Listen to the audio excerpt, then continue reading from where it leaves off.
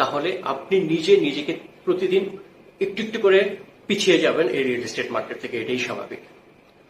আমি আবার স্মরণ করে দিচ্ছি যে তিনটি কথা আপনাদের সাথে অলরেডি উপস্থাপন করেছি। এক নম্বর হচ্ছে ডিস্ট্রাকশন, 2 নম্বর হচ্ছে প্রোকাস্টিনেশন, 3 নম্বর হচ্ছে ডিপ্রেশন। এখন আমি আপনাদের সাথে যে বিষয়টা শেয়ার করবো সেটা হচ্ছে কনফিউশন।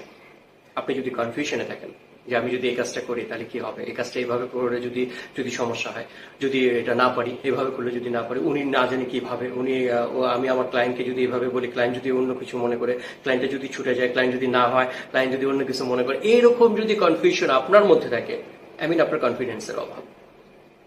এই যে যত রকম কনফিউশন আছে, এই কনফিউশন গুলো যদি আপনি আপনার সিনিয়র বস অথবা মেন্টর অথবা আপনার যে টিম লিডার আছে তার কাছ থেকে কনফিডেন্ট নিয়ে আপনি মিটিং এ না যান, আপনি নিজের ভিতরে কনফিডেন্স না থাকে, তাহলে আপনি কনফিউশনে থাকবেন, খুবই স্বাভাবিক।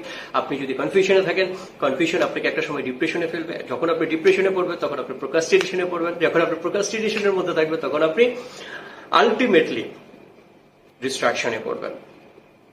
সো আপনি যদি নিজেকে এই সময়ে মার্কেটে লিডিং পজিশনে রাখতে চান এবং সেলস টার্গেট অ্যাচিভ করতে চান, তাহলে এই 4টা বিষয় আপনার অবশ্যই মাথায় রাখতে হবে এবং 4টা বিষয় থেকে আপনাকে সবসময় মুক্ত থাকার জন্য নিজেকে সচেতন রাখতে হবে। ধন্যবাদ সবাইকে, ভালো থাকবেন।